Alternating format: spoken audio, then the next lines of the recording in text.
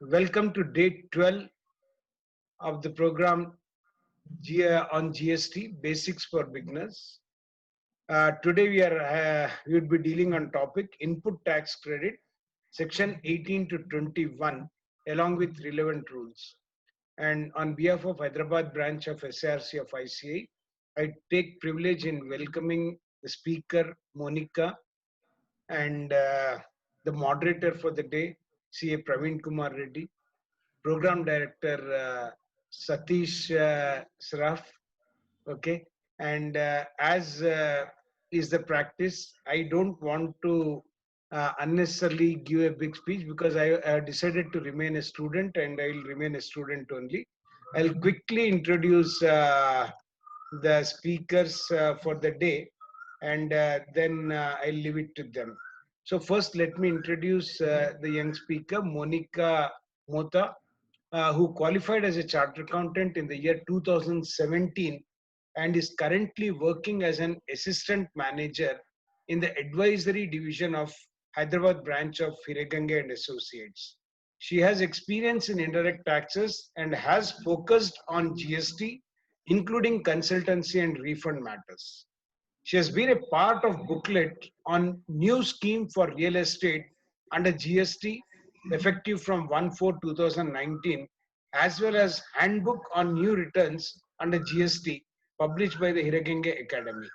She has written articles which are published on CA Club India. She is also a member and active participant of the GST Study Circle at ICA Hyderabad branch and a regular and active participant in the online forum CA Club India. Welcome, Monica, to this session. I would also like to introduce Praveen.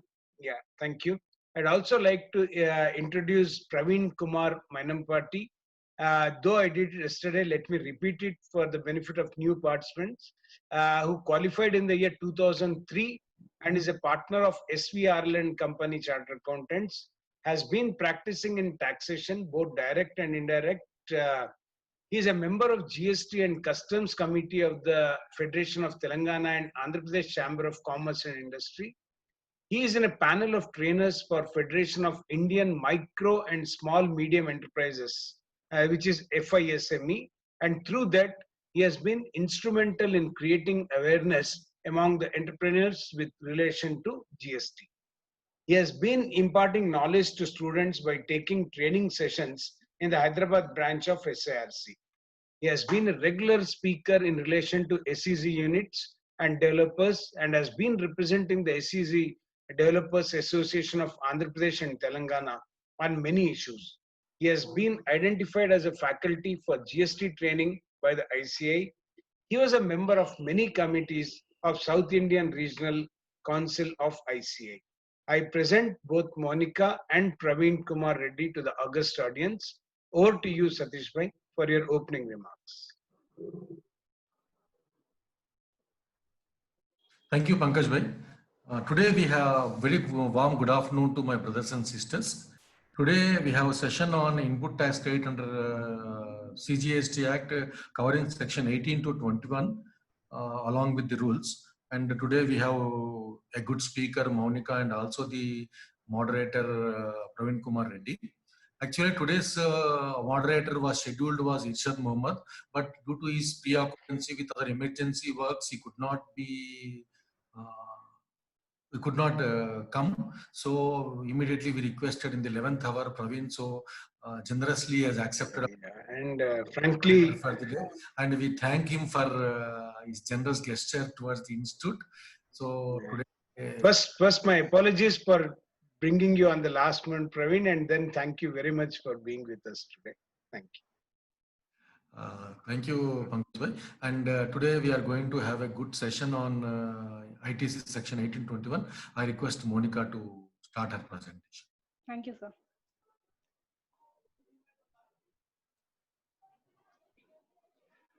Yesterday we have discussed on the main sections of ITC, which are section 16 and 17, which says that ITC, when it would be eligible and what are the conditions for availing such ITC, and what are the block trade under ITC. So what are the procurements on which ITC would not be eligible? So today we would deal on the circumstances, special circumstances on the GST, and under such circumstances, whether ITC would be eligible or not, we will see.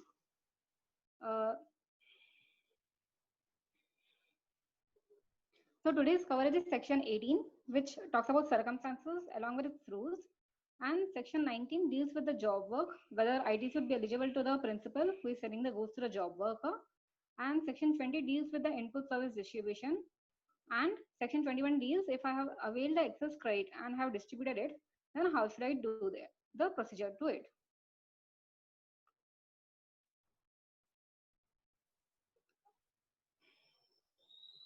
The circumstances which are covered in section 18 are, if I have taken a new registration, how should I avail the ITC?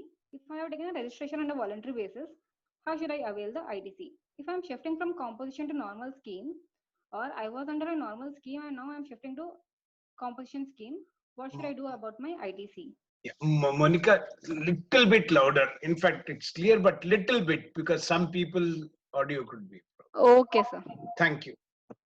Yeah. The next circumstances, if I'm a company, now I want to merge it or amalgamate it. So how to do ITC? How should I shift the ITC to the merge company? Or if I'm doing a demerger, how should I take the ITC in both the companies? And next circumstances, I'm providing exempt supplies only, but now I came to know that my supplies are taxable. So will I be eligible for ITC, which I already have in my books of accounts or not? Or else if I am doing taxable supplies only, and now the supply is exempt, so should I reverse the ITC or not? So these are the circumstances which we would be dealing under the section 18. So section 18(1)(a), which deals about ITC if a new registration is taken. Of a person liable to take registration under section 25(1), that is, his aggregate turnover has exceeded 20 lakhs, so he is liable to take registration. And if he takes such registration within 30 days from which he was liable to get registered, then he would be eligible to ITC in respect of inputs held in stock, inputs held in semi-finished goods or finished goods, from which day he would be eligible for that ITC. He would be eligible from the preceding date from the day on which he was liable to pay such tax. Example, on 1st July, he came to know that he is liable for registration. And on 17th July, he has done his registration. So whatever the inputs were there on 30th June, for all those inputs, he will be eligible for credit. The next situation is 18(1)(b), which says that will I be eligible for ITC if I have taken a registration voluntarily under GST, though my turnover is not exceeding 20 lakhs. So will I be eligible for ITC of all the procurements which I have availed before the registration has been taken?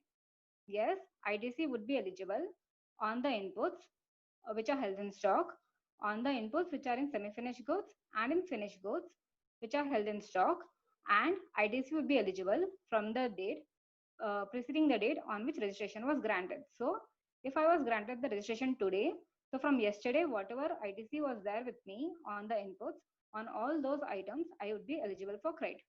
Here a point should be taken care that ITC is eligible only on the inputs, not on capital goods. Next is, before going for 18(1)(c), I'll give a brief summary of composition scheme, though it was already said by Kedarnath sir in the third session. So if someone was not there in that session, they could get an idea before I discussing on that. Suppose my turnover is not exceeding 1.5 crore and I don't want to go for a normal registration under GST. Then I have an option to pay under a composition scheme, but the conditions are there to avail such composition scheme. The conditions for those are, I should not do an interstate supply. I should not do a supply which is not leviable to tax. Example, alcoholic liquor for human consumption. I should not be a non-residential person or a casual taxable person. And I should not be engaged in manufacturing of ice cream, pan masala, and edible ice cream. But in this scheme, there is a problem. The problem is that I cannot do services of more than 10% of my turnover or 5 lakhs, whichever is higher. So suppose if I have services of more than this, then the scheme is not eligible to me. So there is a one more scheme available under composition which says that if your turnover is only up to 50 lakhs, So up to 50 lakhs also you can do services, and there the rate is 6%. So these are the two schemes. But now I exceeded 1.5 CR, or I have exceeded 50 lakhs. So I am not eligible for a composition scheme from today. So how should I do? What should I do about the ITC which is already there with me on my inputs, though that was not eligible when I was in composition scheme? So when I'm shifting to a regular scheme, the ITC on such inputs which are held in stock, which are held in semi-finished goods and finished goods, and also in capital goods, ITC would be eligible from the preceding date on which I was liable to pay tax as per the regular rates. So suppose today is the day where I came to know that my turnover has exceeded 150 lakhs. So from yesterday, whatever inputs and capital goods and were there with me, on those I would be eligible for credit. But on capital goods, I would not be eligible for 100% credit.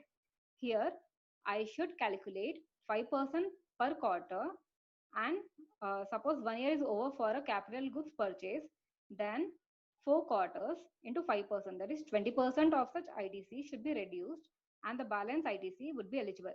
It means only 80% of that ITC would be eligible in case of capital goods, and for inputs, it will be eligible 100%. Next is 18(1)(d), which speaks about an exempt supply becoming a taxable supply. So till now, whatever supplies I was making was 100% exempt under GST. So I was not paying any tax. As we are aware that if my supply is exempt, then I'm not eligible to avail ITC on the inputs procurements which I am doing. But from today, my supply has become taxable. So I have to pay the tax. So now will I be eligible for credit on the inputs which are already there in stock? Yes, I will be eligible for inputs with respect to input tax with respect to inputs held in stock, inputs in semi-finished goods and finished goods and capital goods from the preceding day on which I was liable to pay taxes on the supplies. Similarly, here also for capital goods, I have to calculate 5% per quarter or part thereof and avail the ITC. There are some conditions for all these 4 scenarios. That is, for a new registration, for a voluntary registration, for a composition scheme, and from exempt to taxable. So, for in all these schemes to avail ITC, there are few conditions which I have to meet. The first condition is the invoice on which I am availing the ITC now cannot be more than 1 year. So, suppose today I am eligible for ITC. So invoice max B can for 1 year only. If the invoice is of 2017 or 2018, then I would not be eligible for ITC. Then how should I avail this ITC? Directly should I debit it to electronic credit ledger through GSTR 3B, or is there any form in which I should avail? Yes, there is a form which is ITC 01, which should be filed within 30 days from the day I came to know that I am eligible for ITC. So I have granted the registration today under voluntary scheme. So from today, within 30 days, I should file ITC 01 and avail ITC on inputs held in stock, inputs held in semi-finished goods or finished goods and capital goods. And if my ITC is more than 2 lakhs, then this should be certified by a chartered accountant or a caste accountant.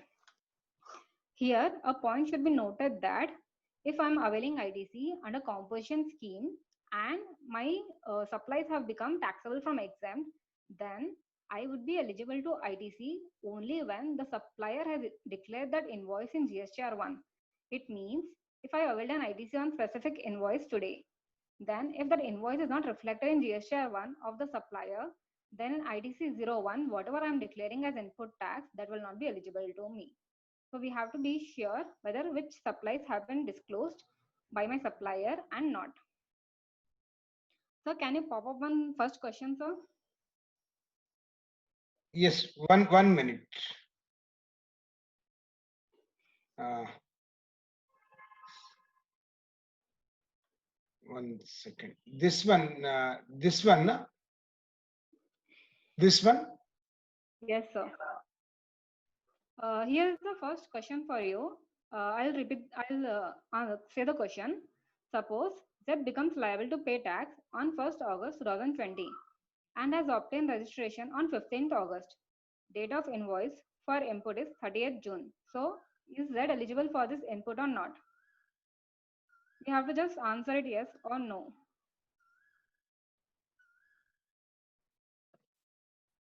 I'll give 45 seconds. In fact, people are answering, but again, a mixed reaction. Request each one to kindly just think and vote something. It should not matter yes or no, but yeah, I think more than I'm just ending the polling. I'll share the results for you, but you have to explain now. Yeah. 70% people have answered it as no, and 30% people say it is yes. Here on registration I was liable to pay tax on 1st August. So this was 18(1)(a) question, which means that I should be registered within 30 days from the day I was liable to take registration.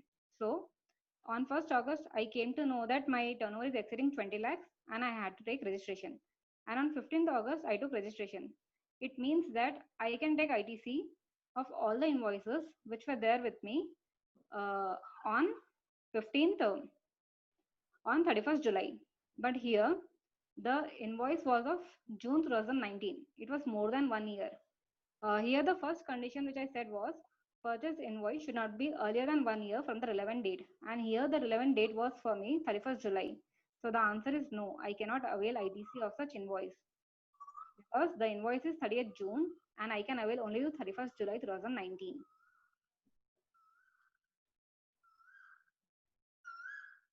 Next, section 18.3. Section 18.3 deals with such cases where I am selling my company or I am merging with another company or I am demerging my company into 2 units or I am amalgamating with another company. I am transferring my business to another company.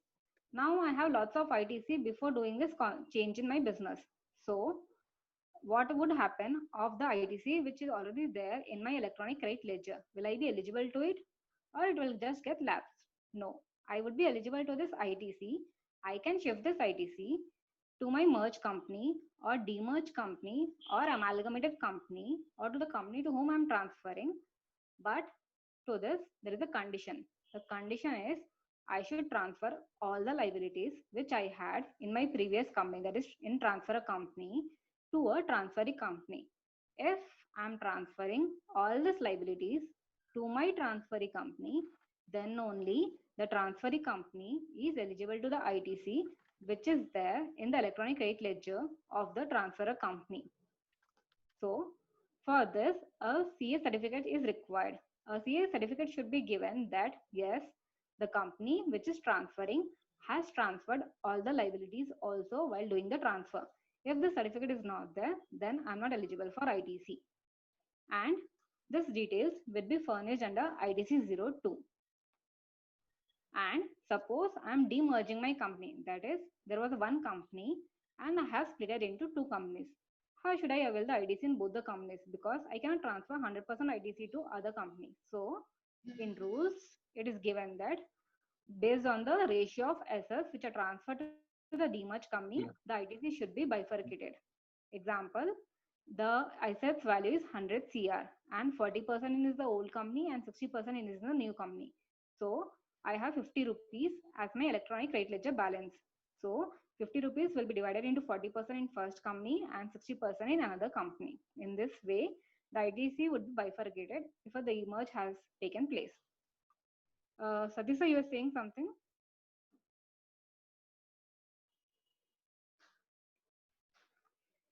Next is section 18.4, which talks about I'm switching to a regular scheme from a composite supply.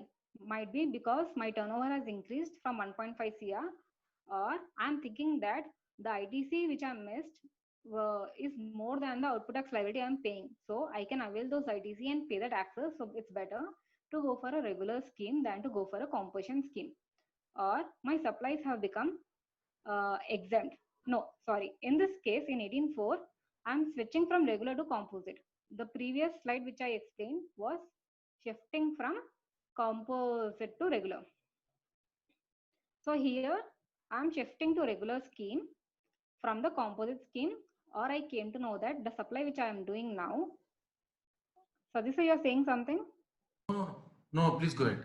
Okay, I'm not speed, no sir. No, no, Okay, the pace is good. okay sir. I came to know that the supply which I was doing is now exempt. So what will happen about the ITC which I have already availed in my electronic credit ledger? Will it lapse, or will I be liable to pay again to department with interest or something? Yes, the ITC which is already there in my ledger will get lapsed. But before that, I should pay something to department also. So when I'm switching from a regular to composition scheme, or my supplies have become exempt, then I should pay an amount by debiting into electronic credit ledger or cash ledger. What amount should I pay? I should pay an amount equal to credit of input tax, which is held in stock in finished goods or semi-finished goods, or the ITC on such capital goods by an electronic credit ledger or by a cash ledger. It means if I have 100% utilized my credit, then also the department wants me to pay through cash. Whatever ITC was there in my books on the day when the supplies have shifted from taxable to exempt, or I have shifted from regular to composition. And this declaration should be given in ITC 03. And how should the reversal be calculated? The reversal can be calculated based on the invoices on which I have availed the ITC. Suppose it is an input, and I know that this input amount has been taken based on so and so invoice. So based on that invoice, I'll be calculating this ITC amount and I'll be reversing it. And for capital goods, again the same logic, but here instead of calculating for 5% per quarter, I will take on proportionate basis, pro rata basis, considering useful life as 5 years for that capital goods.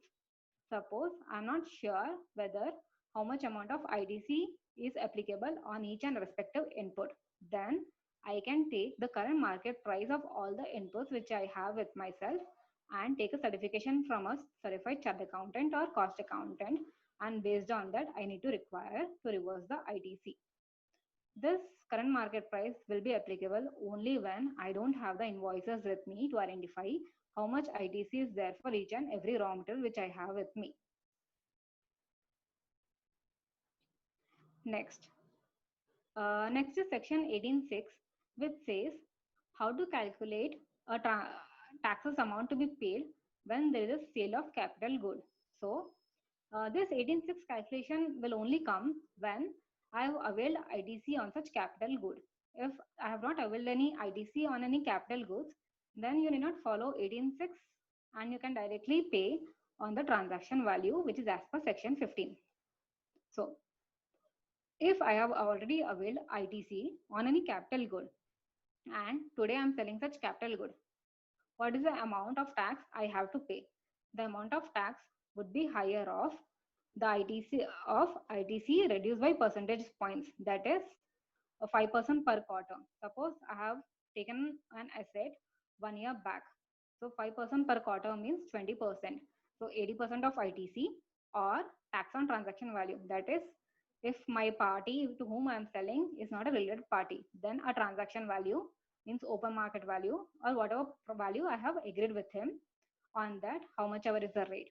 That amount or the ITC which I have calculated, that is 80% of the amount, in which in this both, whatever is higher, that I have to pay as tax liability in this case. But if I'm selling dies, jigs, or fixtures, then this calculation is not required. I can directly pay on a transaction value. But here, there are two rules. One rule says that ITC should be calculated for the capital goods considering 5% per quarter. And another rule says that ITC should be calculated considering capital goods as 5 years useful life. And if you are using it for 5 months, then consider it 5 months, then 5 by 60 into ITC amount. So which rule should I consider for calculating 18.6? So you can do one thing. What you can do here is you can calculate section 15, the transaction value on that 18% or whatever rate is there, that much amount is tax amount, and lower of this too. We will understand this with an example. Suppose I have purchased a laptop on 1st Jan 2015 and the purchase price of laptop is 50,000. and taxes paid, that is ITC availed on such laptop is 10,000 rupees. Now in 2017 May, I'm selling this laptop, and the sale value of that laptop is 10,000 rupees. Don't think of the years whether GST was applicable or not, just random years are considered for this. So sale value of laptop was 10,000 rupees here, and rate on that laptop is 18%. So IGST which I should pay as per section 15 by calculating is 1800 rupees. And next, input tax paid availed on such laptop is 10,000 rupees. So 5% per quarter. If I calculate from 2015 to 2015, 10 quarters are coming. So 5% per quarter means 10 quarters means 5,000. So 10,000 minus 5,000, taxes to be paid is 5,000 rupees. Next, suppose input tax credit availed is 10,000 and 34 months are here. If I calculate based on number of months, then 34 months have been uh,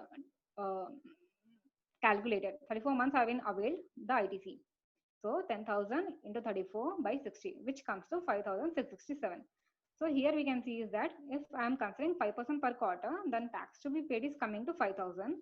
And if I'm considering taxes to be paid as a pro rata basis, that is on monthly basis, considering 5 years as useful life, then the taxes to be paid is coming to 4,334 only. So if I see which is beneficial for me, obviously 4,334 would be always beneficial for me. So I will see whether 4,334 or 5,000, from which is lower, and I'll take 4,334 only. And then again 4,334, I will correlate it with the taxes which are applicable as a transaction value, that is 1,800 rupees. So here we saw that it should be higher of ITC reduced by percentages points or tax on transaction value. So 4,334 was higher of it. So I should pay 4,334 as taxes when I'm supplying this capital goods.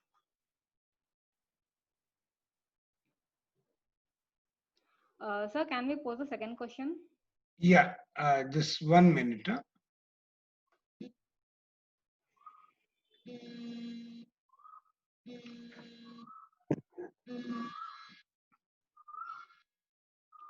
The question here is, the goods of Mr. X have become taxable supplies from exempt supplies on 7th July. So he wants to know on what procurements he'll be eligible for credit. Is it input, services, capital goods, or inputs and capital goods?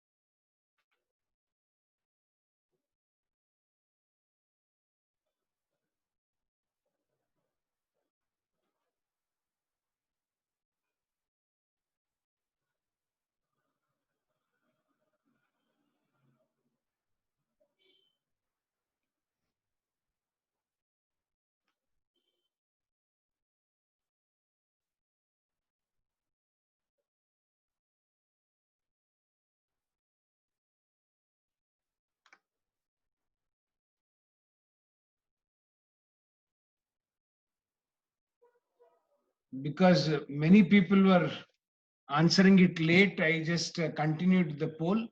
I think these are the results for you. Here the answer would be input and capital goods. 83% people said it's right.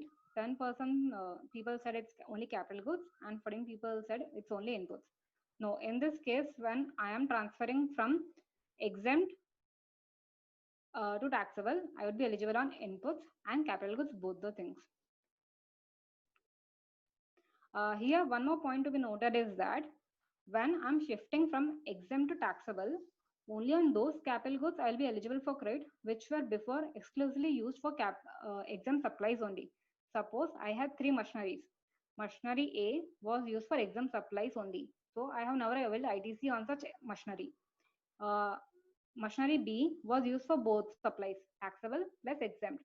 So in this case, as yesterday Hemant discussed rule 43, I should be availing ITC only on the taxable supplies only. So I would take ITC of machinery B into taxable supplies by total supplies. So I was always availing ITC of taxable supplies, and machinery 3 was always for taxable supply. So in this case, I would be eligible for ITC when I'm shifting from exempt to taxable only of machinery A, which was used 100% for exempt supplies before shifting from exempt to taxable. Not shifting when my supplies have become from exempt to taxable now.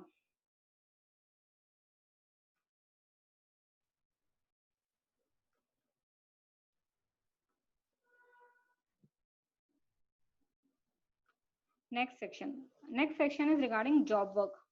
Will I be eligible to ITC if I'm sending any inputs or capital goods to a job worker for finishing my goods? Yes, I would be eligible. Before that, I'll give a brief intro about job worker, how it takes place. I can send goods to a job worker. That is, the principal can send the goods to a job worker. That is, it can send inputs and capital goods without payment of tax. Sending of goods to a job worker is not a supply under GST. It can send without paying tax. And this transfer he can do. That is, he can transfer these goods to job worker's location based on a delivery challan. So I can send the inputs only up to a year. That is, if I'm sending the goods today to a job worker to complete my goods, then I should receive the finished goods within 1 year of the day on which I have sent the goods. And for capital goods, I should receive within 3 years from the day on which I have sent these goods to the job worker. But this condition of 1 year and 3 year will not be applicable in case of molds, dies and jigs. So how will the job worker send the goods back to me? On the same delivery challan, he can do endorsement and he can send the goods back to me. Or else, if the job worker is registered, then we can directly send such goods to the final recipient, or we can export also from such location. If the job worker is not registered, then I should add job worker as an additional place of business in my registration. If I'm not adding him as additional place of business in my registration, then I cannot sell such goods to another job, to the direct recipient, or I cannot export the goods directly from the job worker's location. I should get the goods back to my premises and then only do the sale. Next, if the job worker is sending the goods to another job worker, then he can issue a fresh delivery challan, or he can request principal to issue a fresh delivery challan and send such goods to another job worker.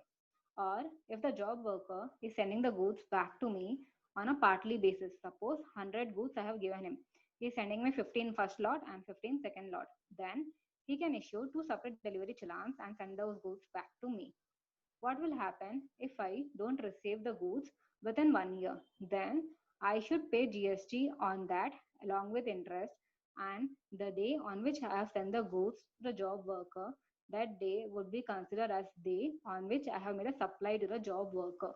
So from today to the day on which I came to know that it's not a 1 year, it's more than 1 year, till that date interest would be applicable and I have to pay taxes along with it in GSTR 1. So how to avail ITC? I can avail ITC on the invoice which I have received from my supplier, though I am sending these goods to the job worker.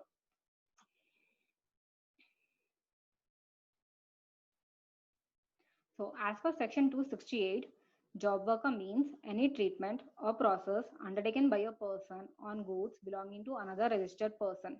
So here the care should be taken that the job work will be only when if someone has done any treatment or process on the goods belonging to another registered person only.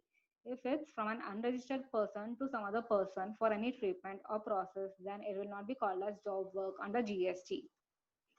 Who is a job worker? A person who undertakes any treatment or process on goods belonging to another registered person. So the way what I have explained is summarized here. I have sending inputs, capital goods to job worker, or even I can tell my vendor to send these goods directly to job worker before coming it to my premises, because it may incur me again a transportation cost. So I can tell him do bill to me and ship to my job worker's premises. So as yesterday explained by Hemant, that if I'm doing a bill to ship to transaction, then one of the condition under section 16 is that I should be in receipt of goods.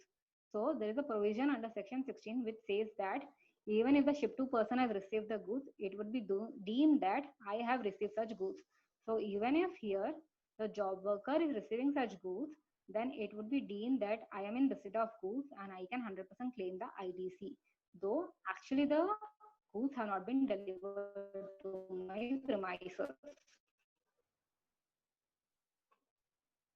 And the other conditions which are there as per Rule 36 and as per Section 16, that would be applicable to avail the ITC on such invoice.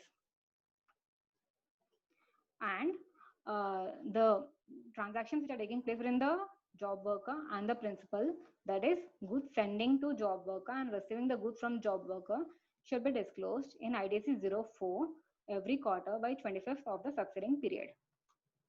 That is, whatever delivery challans I have issued to the job worker, that should be disclosed in this, and whatever delivery challans he has issued me for receiving such goods, that should also be mentioned in this ITC 04.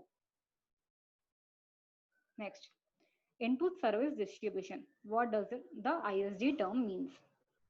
As per Section 261 of CGST Act, ISD means an office of the supplier of goods or services or both, which receives tax invoice under Section 31 towards receipt of input services and further distributes such credit to its branches on a proportionate basis by issuing an ISD invoice.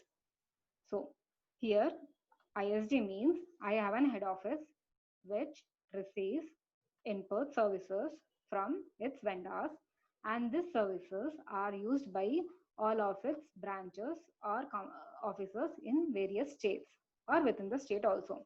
So here the services which are undertaken, example consultancy service, which is utilized by all the branches which are located in all the states, but ITC on such is availed by head office only. So what we can do here is to transfer such ITC to all the locations, we can take an ISD registration under GST. So by taking an ISD registration under GST, we can transfer ITC proportionately to all the branches so that they can avail this ITC to pay the taxes on their outward supplies. But here only those branches which have different GSTNs but registered in the same PAN can be taken. Before understanding how to calculate this, we'll understand few terms. Relevant period. If recipients have said turnover in preceding financial year, the said financial year. If some recipients do not have the said turnover, the last quarter previous to the month in which credit is to be distributed. What is turnover? Turnover in relation to any registered person means the value of turnover reduced by some duties which are under entry 84 of list 1 and entry 51 and 54 of list 2. Recipient. Recipient means the ISD registration. So how to calculate this ITC? For that, there are few conditions.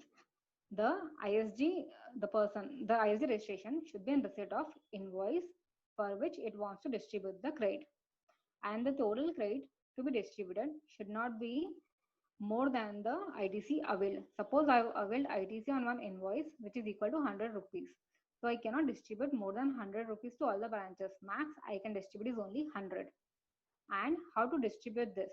For distributing this, I have to issue an invoice which is an ISD invoice, which is as per Section 54(1), which is as per Rule 54(1), sorry, that is Rule 54(1).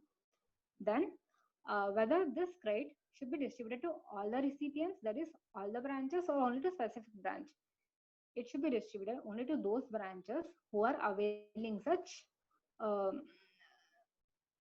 who are actually utilizing such service. Example, there is a branch in Maharashtra which is only doing marketing work, and there is a branch in Tamil Nadu which is doing sales and everything. So consultancy work may not be used by the marketing branch in Maharashtra. It could be used by only Tamil Nadu branch. So this ITC should be bifurcated or transferred only to Tamil Nadu branch and not to Maharashtra branch, because Maharashtra branch has not availed the service of this particular consultancy service, has not been availed by the Maharashtra branch. So credit should be distributed to a recipient who is actually using the service. If it is more than one recipient, then it should be distributed to more than one such recipient.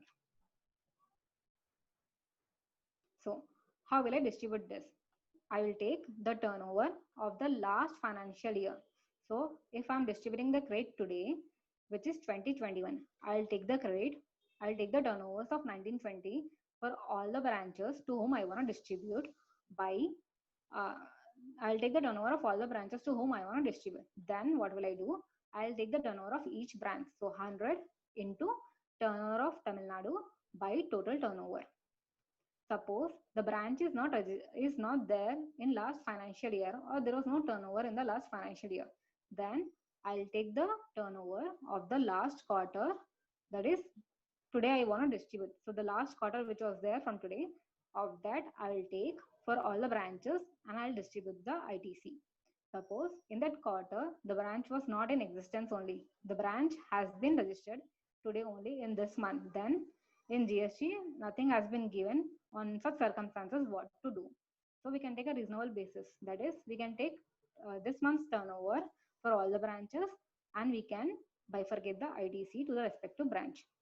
So I have taken an ISD registration in Maharashtra and I have received an invoice from Tamil Nadu. It will be an IGST invoice. Now this IGST invoice will be bifurcated to other branches within other states with IGST only. So I'll charge IGST on each and every ISD invoice and transfer this ITC to the respective branch.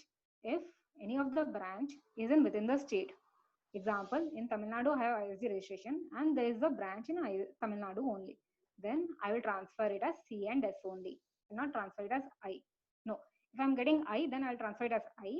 If I'm getting a C and S invoice, that is, I have taken any service under Tamil Nadu for which I got C plus S credit. Then for that, I will transfer as C and S only to the respective branch which is there in Tamil Nadu.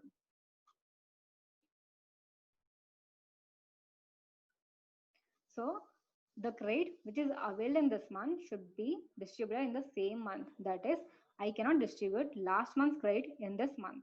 I should distribute every month's credit.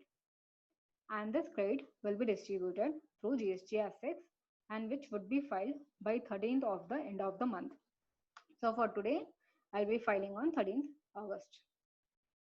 And only eligible credit is not distributed to all the branches. Even the ineligible credit should be distributed to all the branches. So 2 invoices will be issued for this for each and respective branch. 1 invoice for eligible credit and 1 invoice for ineligible credit. The credit shall be distributed among the recipient units, including units which are engaged in making exempted sales or any unregistered units. You would get a doubt why to distribute the credit to an exempted sale unit or an unit which is not registered only under GST. But if you don't consider this in this turnover, then you would be transferring the credit to a registered person more, though he is not eligible for that much of credit. Example, I have 5 entities and in all the entities, 10 rupees is my turnover and I have a credit of 5 rupees only. And only 2 entities have taken the services. So 5 rupees into 10 by 20 if I do, then the credit which I'm transferring will be more. But if I do 5 into 10 by 50, then the credit which I'm transferring will be correct because all the entities have utilized this credit, but only 2 entities have taxable turnover. And all the other entities have exempt applies or they are not registered under GST. So while taking the total turnover, I have to take turnover of all the entities, whether they are registered or not, whether they are doing taxable or exempt. But on the top side, that is on the top side, when I am distributing the credit, I should take only those entities to whom these services are actually utilized. And when we are taking an ISC registration, that ISC registration should be only for transferring the credits to the recipients. An ISC registration cannot do any outward supplies. So if I have registration in Telangana, still I have to take a separate registration in Telangana to transfer the credit. I cannot do from a normal registration under which I have under GST. I should take a separate registration for this purpose. And invoice and the ISD invoice should clearly indicate the distribution of such ITC.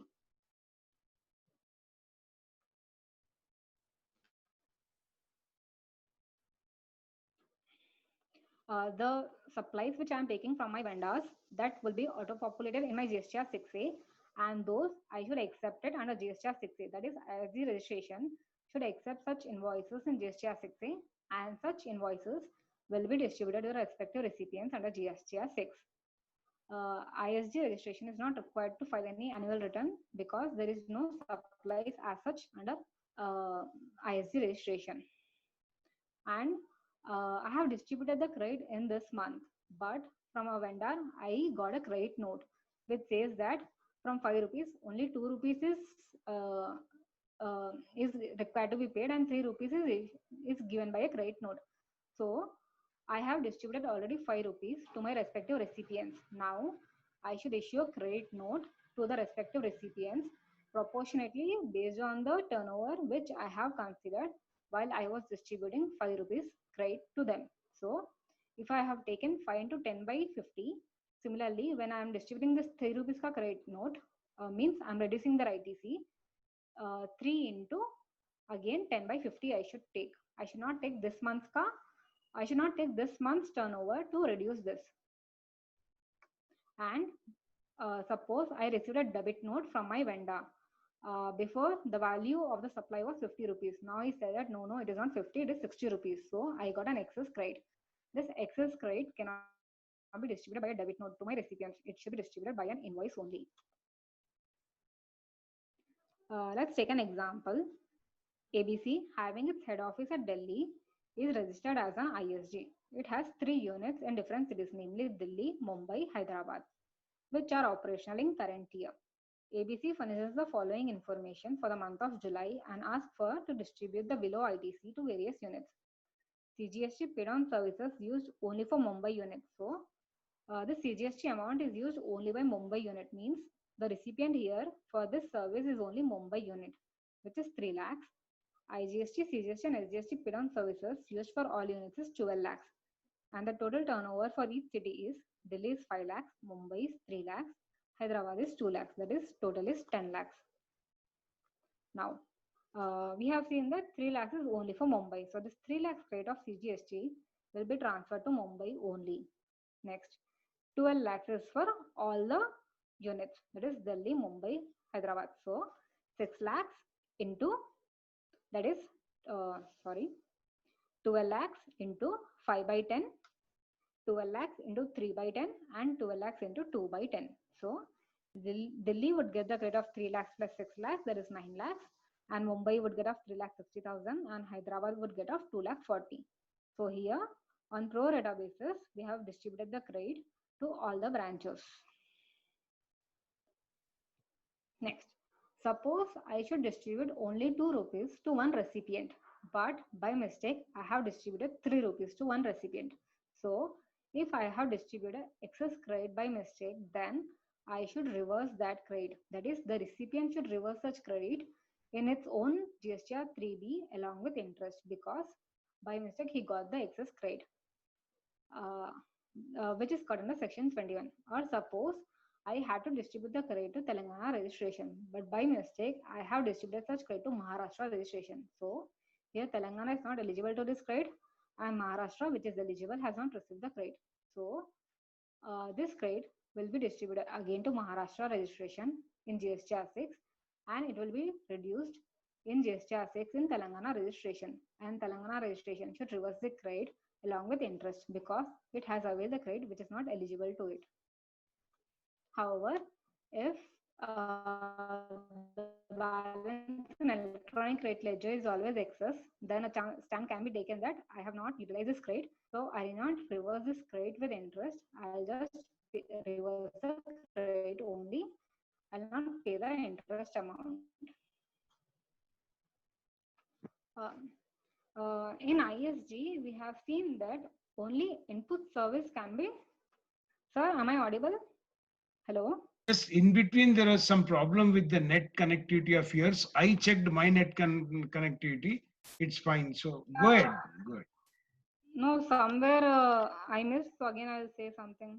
No, just last sentence. That's all. Okay, okay.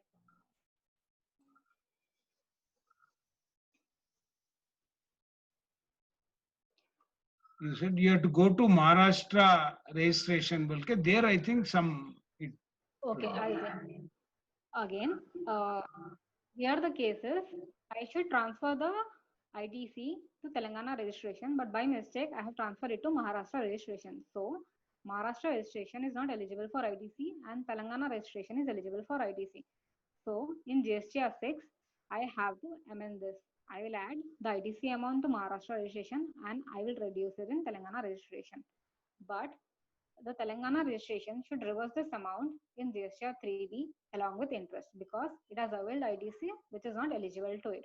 However, a stand can be taken that uh, interest is not applicable because I have not utilized such ITC because I had an excess balance in my electronic rate ledger.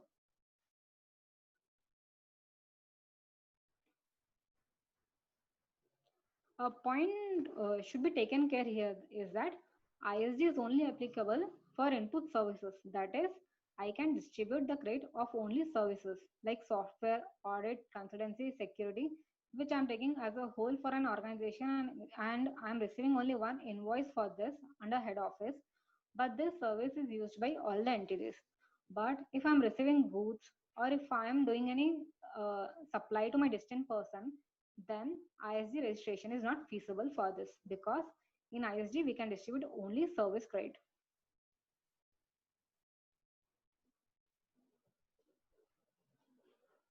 So I'm not able to distribute the credit in ISD because I want to distribute something of goods.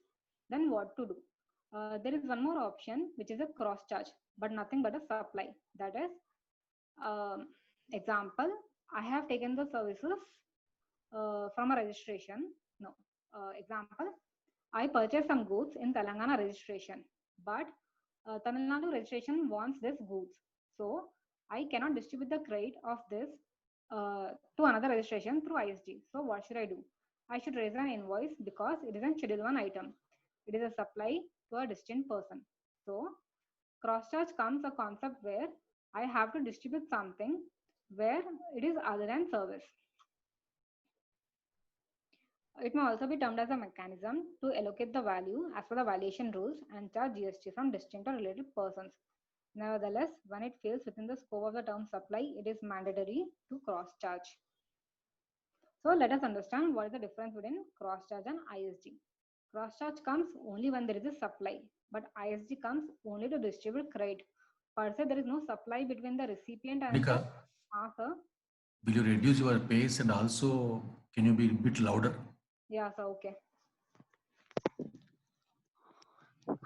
Cross charge. Cross charge comes only when there is a supply. That is, I have made a supply to another recipient who is in another state.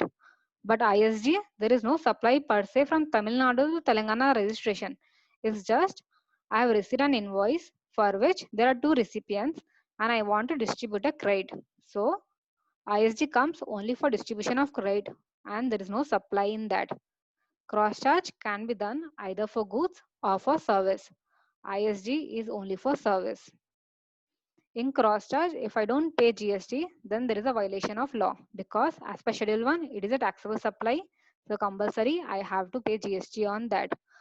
But in ISD, even if I don't distribute credit, there is nothing like a loss. However, if I don't distribute the credit, then might be the recipient location should pay the amount in cash. But if I distribute the credit, it can utilize it to pay its output tax liability. Let's take an example. For cross charge, ABC India has a plant at Maharashtra, but marketing offices at Delhi, Chennai, Kolkata, and Tamil Nadu, which are only engaged in marketing activities. Means there is a plant in Maharashtra which is manufacturing, and it has offices in Delhi, Chennai, Kolkata, and Tamil Nadu, which are doing only marketing activities. All supplies are directly from plant at Maharashtra to customers across India. In this case, local offices at Delhi, Chennai, and Kolkata are required to raise an invoice to Maharashtra because they are doing an activity that is a supply to Maharashtra entity by getting the customers. That is, they are doing the marketing services for the manufacturing plant which is at Maharashtra to get the customers. So each marketing office should raise an invoice on Maharashtra.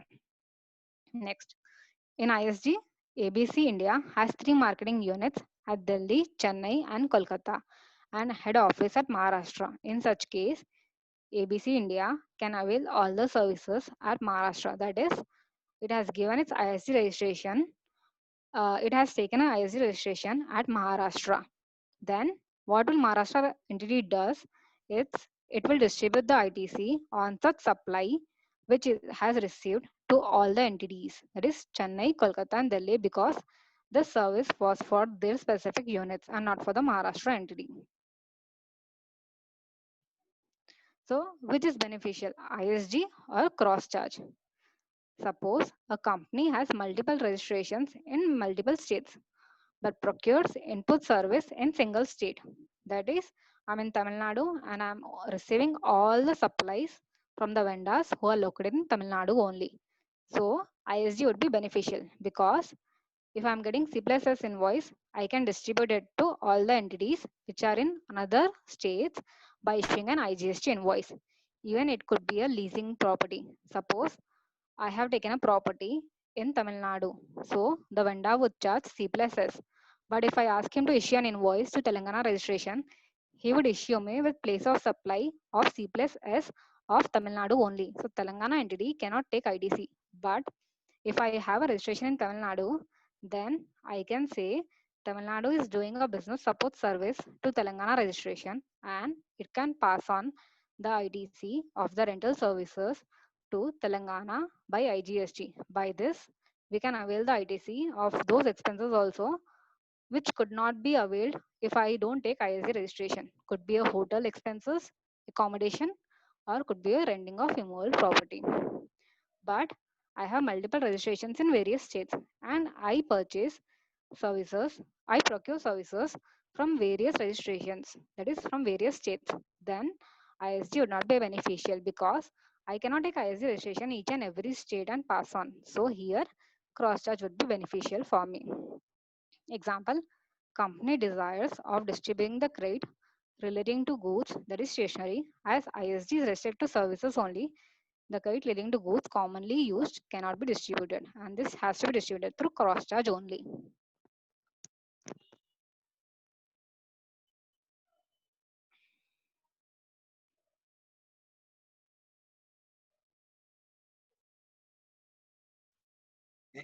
Anything, Monica? What's up? Anything? You just stopped sharing the screen? No, so I'm opening the invoice formats. Yeah, not a problem.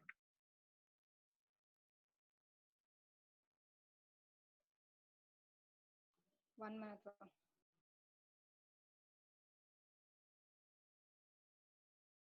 So PDF cannot be shared in this share screen. Yeah, I got it. Sir. Open the PDF there and then share screen and then click. Yes, I got it. While discussing under section 18.1, we have seen that we have to file IDC 01 to transfer such credit. So let's see what all details we have to fill in IDC 01. The GSTN number of the company, the legal name, trade name, under which section I want to distribute. That is 18.1A. That is when I have taken a new registration under GST where my aggregate turnover was more than 20 lakhs.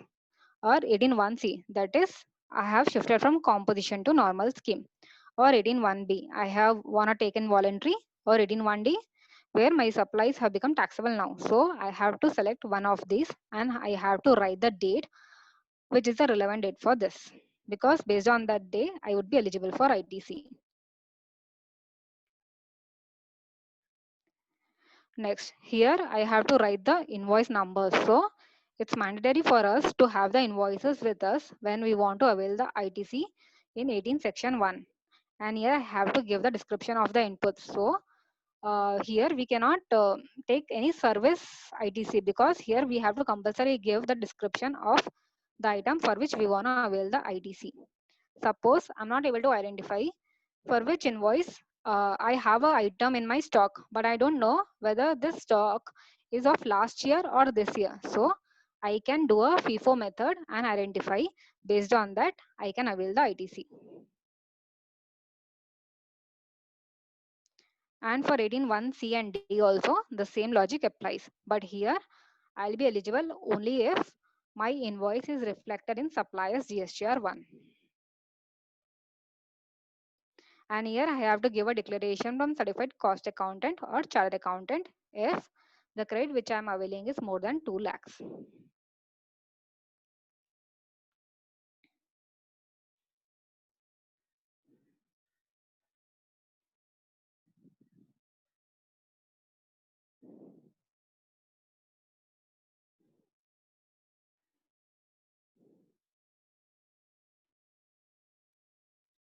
Next, ITC 02.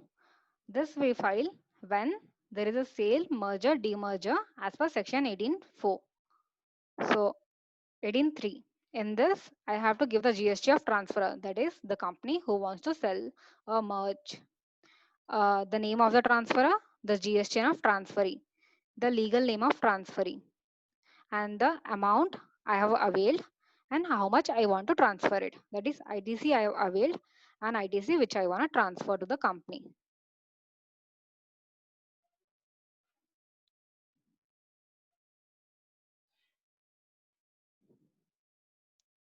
And I should give a certificate from a chartered accountant or a cost accountant that all the liabilities have been transferred. If this certification is not given, then the department could restrict the credit. It may not allow the transferee to avail such ITC. After filing this ITC 02, it comes in the ledger of the transferee, and transferee should record this in its books of accounts also, because now these inputs are as if the transferee has only purchased it.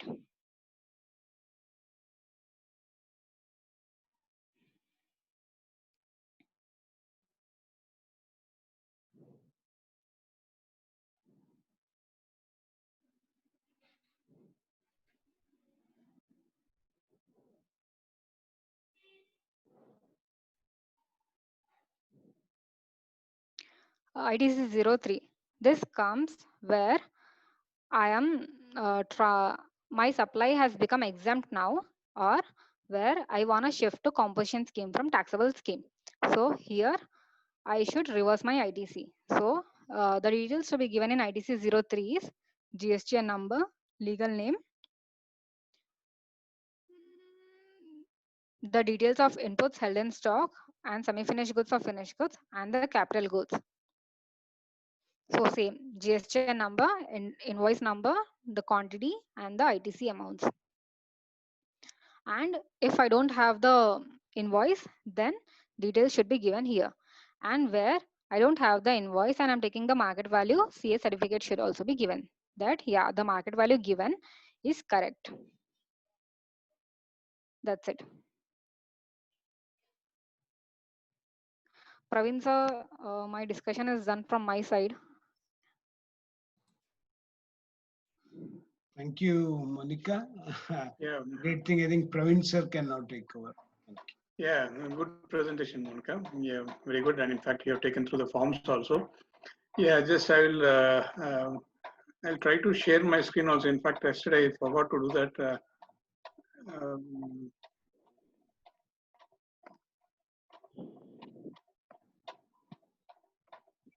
Yeah, is it visible now? Yes, sir. Yep. Yeah, in fact, Monica has taken a good amount of time in covering the specific topics that have been assigned. And all the section 18, which is relevant to when we come into the registration, into the ambit of GST. The first part of it, it is dealing with when you're compulsorily required to get yourself registered. The second scenario, wherein you yourself voluntarily get yourself registered. And third, you come from composition to regular. And the fourth is when you come from the exempted supply to the taxable supply. In all these scenarios, how the procedure and the modalities, how what credit can be taken in and what cannot be taken. For example, in the first two scenarios, the capital goods, the ITC on the capital goods cannot be taken. And in the others, in the C and D scenario, you can well be eligible to take the capital goods also. That is one point which I want to stress upon, and it was been clearly covered also in our presentation. And again, the time limit, and she has given a question also in the what you call a yes or no question regarding it, and how you need to confirm regarding the time limit of the invoice. And apart from that, the 18 subsection 3, it is regarding the change in constitution, which there is some technical flaw in ITC 03 which I have heard, but I have not practically come across doing it. For example, a company in Telangana is being bought out by a company in Gujarat, and the whatever the credit that is lying in the credit ledger of Telangana dealer need to be transferred to the Gujarat dealer. But as of now, that is not available. That is what I have heard only yesterday evening. Even I need to check it out once before looking at it. But the solution that has been provided by the one good friend of me is they have taken a registration within the same state. Again, they have taken another registration in the state of Telangana and said, and after taking the registration, they transferred it to the Telangana state, and from there on, they moved it to the within their group company. Okay, and 18 subsection 4, it is regarding the other way around, wherein you're moving from the regular scheme to the composition scheme, or whenever the taxable supplies are becoming exempted. In this scenario, what is the methodology? For example, you have purchased some goods, you have claimed the credit of it, and if at all you're moving into the composition scheme, you might have utilized that credit, and how to pay it. If at all there's a credit in it, you can discharge through credit amount in the ledger. If not, you need to pay it through the cash. That is one point which has already been covered, but just I want to recap it once. And one point which I want to stress upon is regarding this capital goods 18 subsection 6. It says if at all a capital goods, there is a supply of a capital goods, and the credit, the GST amount that is coming up on the supply of such capital goods, we need to check whether it is more than the amount calculated as per the prescribed rule. That is, we need to have a 5% per quarter formula, or as per Rule 40 or Rule 44, which is per month. Now, I have one serious observation here, which whether we need to follow Rule 40 for that or Rule 44, because the heading of Rule 40 says manner of claiming credit in special circumstances. So here it is talking about claiming credit, and here in Rule 44 it is talking about a reversal of credit. So if at all we have a scenario where there is this credit lying additionally because of a supply, I think we will need to go with Rule 44, which is my opinion, but it is subject to some other opinions from the other persons who are in the like Satish Bhai and other friends who can well share their views on it, because it's again a question which can be coming up, even though amount might be minute, but we need to still ponder upon it to finalize which rule exactly we need to follow, whether Rule 40 or 44 for discharging that liability.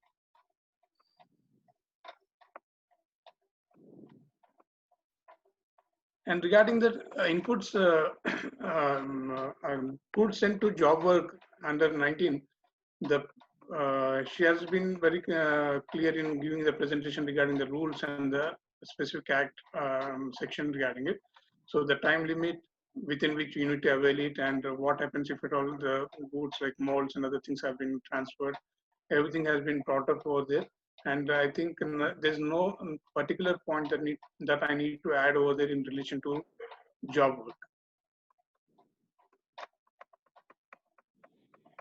But one point with relation to the next point, that is section 20, input service distributor, which I want to add up is, there's a lot of confusion that is in the circles, whether we need to have an input service distributor or we need to cross-charge. My sincere opinion is, whenever there are services which need to be, when you're having multiple registrations and the services need to be distributed, it is always advisable, even though we followed in the service tax, because of the cross charge which has come up now, and because of the number of transactions which are happening between two distinct persons, the complexity of cases has gone up. And wherever it is possible, all the services which need to be distributed through an ISD, it is always appropriate to route it through ISD. And where it is not possible, then only it is better to go to the cross charge. And especially in the financial year 2017 and 18, 19, there are multiple cases and the advance rulings which are coming up saying that what need to be cross charge, and even the departmental circulars, they have been a little bit confusing. But I feel a stand need to be taken clearly about how we are going to be, and we need to follow and substantiate that stand regarding the cross charge, because there are many cases, many examples which say the Columbia Hospital advance billing or whatever it is, which says that almost all your expenses need to be cross-charged. That was the initial thought that has brought up. But I don't feel that all advance rulings are binding on all of us. But at the same time, as we are living in the technology world, before the ruling, the advance ruling will be more binding, and it will be more what you call, before it reaches us, it reaches the client, and the client will be asking many questions whether what the policy we are following is appropriate or not. So we need to substantiate how we can contra the same ruling that has been given by the advance ruling. That is my opinion from the cross charge angle. And another point which I would like to add is regarding the capital goods only, again, wherein ITC has not been claimed. I just want to take up an example. In fact, this might be an interesting example, and as we have a time, I just want to extend the discussion. Pankaj bhai, if you permit. Satish bhai. I mean, you have a lot of time. Please go Yeah, ahead. please go ahead. Yeah. One typical question is where I'm into completely exempted supply of goods, and I have purchased a capital asset, and I have not taken ITC on it. And because of my business needs, I want to transfer that capital asset to another business entity of mine, which is in a different state, another distinct person. So if at all somebody can use their views on it, the other audience, I'll be more happy. What is the transaction like? How we need to treat it? So I'll repeat the question once again. I'm the person who is into completely dealing with exempted supply, so I don't require to take any credit of it, but I'm registered. So when the asset is purchased, I have not taken the credit on it. Now I have moved that asset from the Telangana registration to Andhra Pradesh registration due to my another factory over there. Now a transfer is happening from Telangana state to Andhra Pradesh state. In this scenario, how to look into it? Can anybody want to share a view? Please share their views on it. You can start answering in chat. Praveen would be able to see the.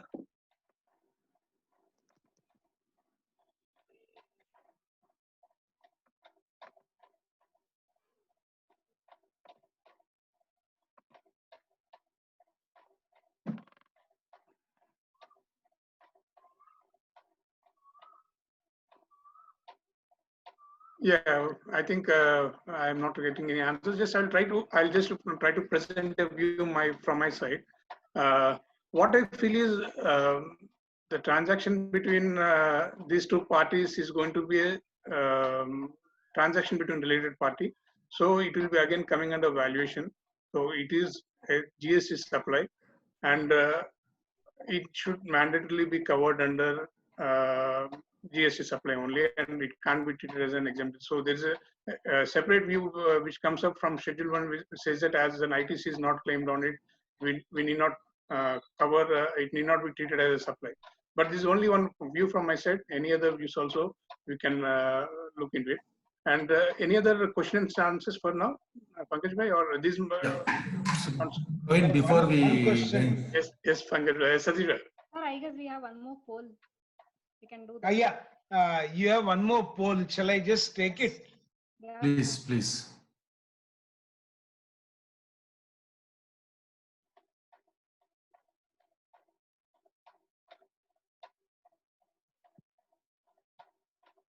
Mr. Z goods have become exempt from 1st August.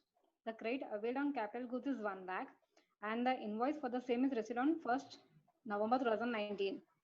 How much credit should be reversed? You have to calculate, I guess, in this.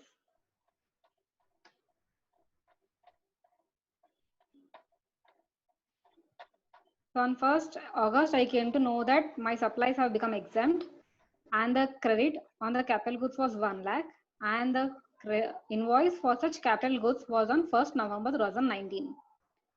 So how much credit you will reverse in this case?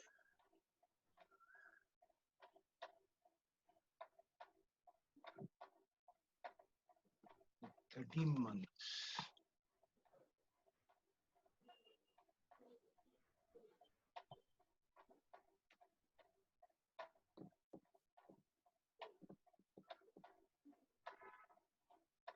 So this way I'll give just 5 more minutes because people would have been calculating. Just 30. Praveen was raising one question regarding section 18 subsection 6 Yes, sir. to follow rule 40 or rule 44. Yes. To my surprise, just I checked with the rules. In both the sections, section 18 subsection 1 is section 18 subsection 6 is referred. Yes, sir. Yes. So wherever, as per the facts of the case, whichever rule applies or resembles or nearer to the facts of the case, then that I think has to be adopted. Okay. That's I feel. So because the question is raised now, let me, if you give me some time, I'll go detailed reading of the rule and section. I may come back to you, Praveen, maybe tomorrow. Or Sure, Satish bhai. And I have one more question to you, Praveen. Sure. Section 17, subsection 1, yesterday topic. Yes. That, Shall we just close this and because people must be interested here. please. Let Monica answer this question. The answer is 15,000, sir. 15,000. Yeah. So 43% of the people answered. Can you give the calculation also, Monica? Yeah, sir. It's November 2019. So from November to August, 1st August was the exam supply. So November, December, Jan, Feb, March, April, May, June, July. It's 9 months. So 9 by 60 into 1 lakh is 15,000. Samamurthy comes with I have done 3 quarter, 5,000 per quarter. Even then also it will be 15,000 only, sir. Okay, sir. Thank you. Thank you, Monica. And regarding my observation in section 17, subsection 1 and 17, subsection 2, even this question to the audience also, to the speaker and moderator, and even to the chairman also. Section 17, subsection 1 talks where the inputs are input services used for the purpose of business partly and partly for personal purposes. The input tax credit proportionately allowed under rule, adopting rule 42. So Yeah. if you are using exclusively for the business, you need not adopt this rule 42. When you are exclusively not using the goods inputs for the purpose of business, not using, then you are not eligible because section 16 says that it should be for the purpose or furtherance of business. So under section 17, subsection 1, if the goods are both used for the purpose of business and non-business purposes, to the extent of business purposes, as per adopting rule 42, you are eligible for the input tax credit. That we understand, and we are doing the same thing. When it comes to section 17, subsection 2, it says the inputs are input services used for the purpose of taxable supply and exemption supply. Partly for taxable and partly for exempted. Here, the catch is both the taxable goods and the exempted goods, both are for the purpose of business or furtherance of business. So there is no question of not having eligibility to take the input tax credit. That first my observation. If total taxable business, rule 42 is not applicable. Right? If partly for taxable and partly for exempted, then rule 42 will be applied proportionately. Every month we have to apply the turnover basis and adopt it. And at the end of the year, again you recalculate and make the adjustment for excess or short claim. That is fine. But if my business is totally exempted, and it is for the purpose of business or furtherance of business, there is no restriction in the law to claim the input tax credit. Yes, but still you will not be eligible. Department would deny. No. Where is the restriction? So, Restriction is not there in law, sir. so it should go by the principles, the law. The rules does not restrict you. The section does not restrict you. The constitution does not restrict you, or the notification. Nowhere in the entire GST law it is mentioned that exclusively to exempted business you are not eligible for the input tax credit. Even if you apply the rule 42, it's a common credit. Yes. When you have totally exempted credit, rule 42 is not applicable to you. Yes. So you need not reverse anything. So totally you are eligible. Am I right in understanding this provision? I raise this question to the speaker, the moderator, the chairman, and the audience. Yes, sir. Yes. Right. At the end of the session, I give the solution.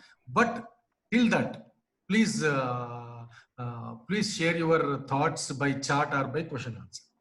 Yeah, and just an extension to that, Satish bhai. If at all, I brought a car is it blocked actually 17.5. Yes, I bought a Yes, car yes, for yes, my yes. business purpose, and there's no specific thing saying that I shouldn't use it, because even though I purchase it in the month of July, I might have again be selling in the month of August. Possible. So, is there a restriction? Just an extension to what you have started up. You have stopped with only 17.2. I'm Okay. going to 17.5 also. Okay. So in that scenario, why I shouldn't claim the credit? A question to again. Yeah, exactly. When you are intending to further supply it, Yes. there is no restriction, Yeah. because 17 subsection 5 allows it. Yeah. Because the transaction value, basing on the transaction value, the input is not given. Yeah.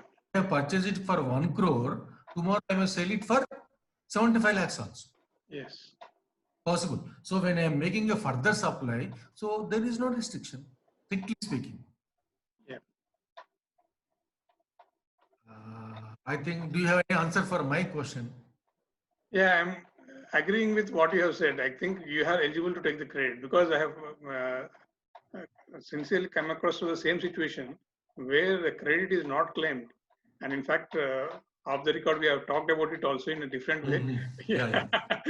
Wherein the credit is not been claimed, but now because of the transfer of goods happening, capital goods happening from one state to another state, the dealer is being paid tax again. So this is one scenario which, so as per the example which you have given, had he taken the credit on that day, the scenario would not have arisen today. Yes. Monica, you have a question from the participant Vishal Jain under section 18, subsection 3. I read the question. Yeah, sir. Any restriction on input credit availment in case of change in constitution of a partnership? You can transfer, sir, from the proprietor to partner if they are converting. No, the question is there any restriction on input tax credit availment in case of change in the constitution of a partnership? What do you mean by changing constitution of partnership? Yesterday there were 4 partners, today there are 5 partners. Or it may be possible that 4 have become 3. Nothing, sir. There is no restriction as such. Yesterday the firm was in Hyderabad, tomorrow it will be going to be located in Vijayawada. That is also a change in the constitution. No, sir. There is nothing restriction under GST. If there is a change in There is no constitution. restriction. No, sir. I think Vishal Jain, you got your answer. There is one more question from Keshav Srinivas. So please read that. And Arpan Bora is wanted to speak and he has raised it. No. Alfan Bora, I talked to him. Nothing, just by him. See, one question from Keshav Srinivaslu is that all liabilities are required to transfer to avail the ITC balance. What is the specific motto behind this rule? It's not a question, but is seeking an opinion, which I think any 3 of you can answer. Monica will answer. Sir, when you want some benefit, obviously you should transfer some liabilities also. Because if you don't transfer the liabilities, then that's it, I guess. To get the benefit, we have to transfer the liabilities. Satish bhai? Concurring with her answer. Huh? Praveen, are you concurring with her answer? Yeah, no, actually, one way I'm concurring, but I think all the assets and liabilities that will be done. See, any liability that arises at a future date, that also need to be taken up by the new entity. That's how there's a prima facie reason that has been put in over there. And even the books of accounts of the transferee entity have to be maintained by the transferor. Yes. The limitation prescribed by the law. Yes. Maintain, and any future liability as you have covered, that has to be taken care. And there are no much questions. I think Monica has clearly dealt the subject, so there are no questions today. And one of the participants said, just I read it out. Yeah. Very good and easy presentation, sir. If possible, kindly give her one more session to tell. That is how you delivered, Monica. And though people were unable to hear your voice because the voice was a bit low, when I noticed that, then I requested you, then you kept your mic at your near to you, then it was audible. So not able to hear you, sir. No. Only after seeing that one or two comments were coming, then once you started talking loud, he immediately expressed his thanks and he was very happy also on that. Okay, sir. I think Satish bhai, anything you want to cover, or we can close it? Early holiday. We can... I guess Satish sir is having some internet problem. Yeah, maybe. I think. I just text him that he is not available. Yeah. And Praveen, regarding yesterday's topic, you want to add something? Because luckily. Yeah, actually, it was regarding that Rule 43, which more of which has been covered in parts now. But yesterday, what we thought of is I'll just see if at all I could have some presentation on it, or just give me some time. I will see if at all we have some. So you might be having on WhatsApp. Yeah, pardon? On WhatsApp, you have the presentation PPT. Yeah. Because yesterday one message had also come. Yeah. Satish bhai, आपका net problem आया था, तो just I requested Praveen to speak about that input class because yesterday you wanted some more time, so I thought luckily we have it. So yeah, let him complete. Yeah, Satish bhai, it's more regarding this credits only. Whether taking a credit, see, fortunately or unfortunately, you have started the question the same way from it. My question is, I want to start with the provisions and say what is restricting us to take the credit, first of all. And if at all, even yesterday also, discussion when I was talking about the safari retreats, I said we need to take the credit and if required, reverse it, so that it might be useful at a later point of time. But one has to be very cautious regarding the payment of interest. Yes. In case future Supreme Court reverses the safari retreat judgment and one has to pay the interest, it will become a very big task for them. Yes. So in line with that only, now I want to extend it a little bit further, and as rightly pointed out by you in the regarding taking of credits. So should we stick on to what is there in it, or can we, when the Act says you can, when the Act specifically doesn't say that you are not eligible to take it, we'll take it, we'll wait for the proper time, and then when we can reverse it. No doubt in what you are saying, I agree with you, but the interest is the criteria because for output tax it is 18%, for input any violation it is 24%. So we can take and the rate of interest in GST is more than the Kabuliwala interest. No, actually we'll not use it if required. We'll just put it on. But still section 50 subsection 3 says that availment is not required. Once you claim it, it is to your electronic credit ledger, it is your money. Yeah. So we can avail and pay under protest. Yeah, that also can be done. And time limit will not apply of section. And the Gujarat High Court recently last week has said even under GST also one can pay tax protest. Yeah. Yes. So that might be the best can be option. done. Yes.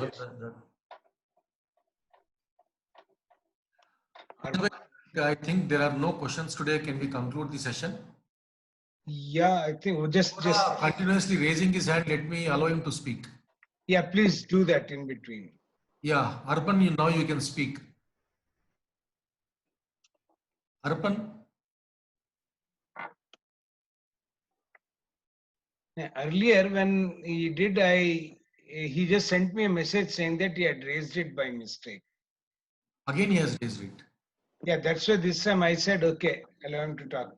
He's a distinguished speaker, so we cannot dare to. Deny him.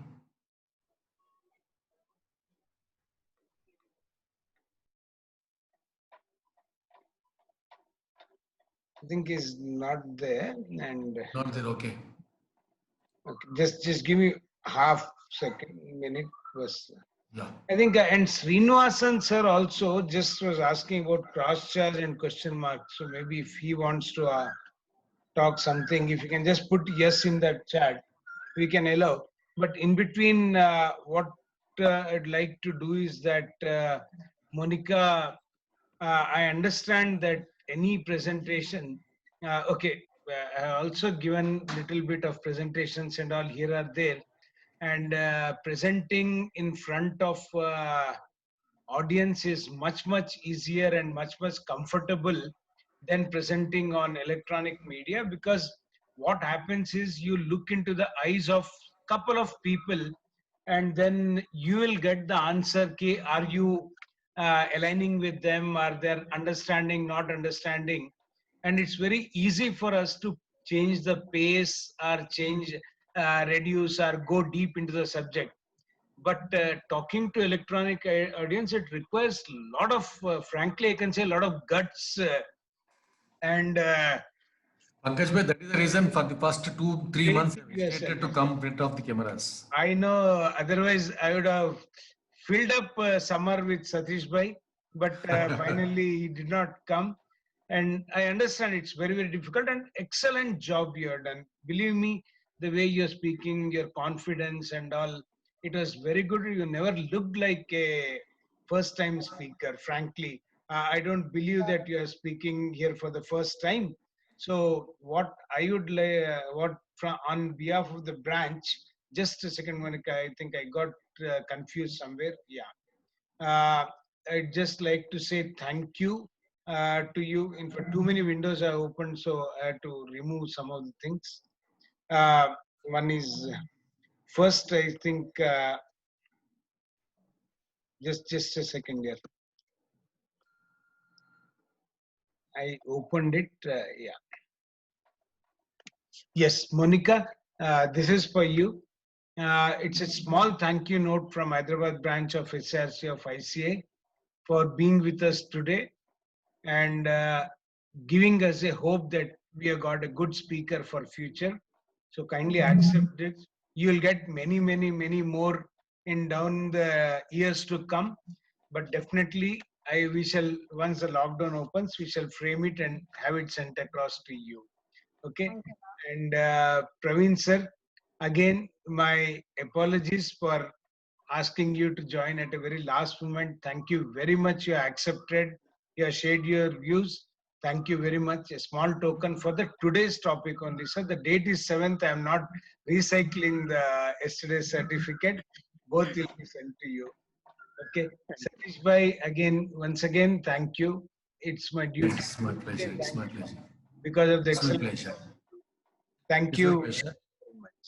And I'd Yeah, like to thank all the people who are with us today. Thank you. And before we conclude, tomorrow's session is registration. We are covering section 22 to section 25 and rule 8 to rule 26. And tomorrow's speaker is Murtuja Hyderabadwala and the moderator will be CA K. Sriram.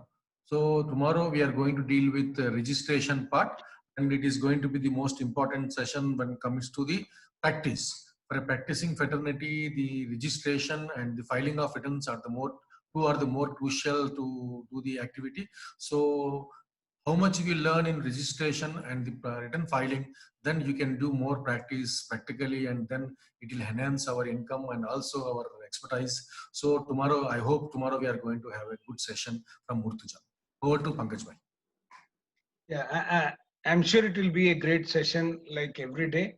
And from tomorrow, the business plan starts. Okay? Yes. So thank you very much once again, Monica, Praveen, Satish Bhai, all the audience for being with us.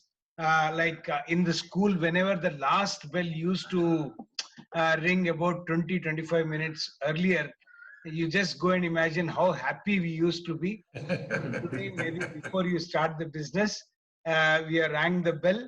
So a holiday for you for rest of the time. Enjoy and join us tomorrow with a fresh thing. Once again, thank you everyone for being with us. Thank you. Thank you. Bye. Thank you, Living sir. by. Thank you, Monica. Thank you, Praveen. As usual, signing off, Satish Saraf.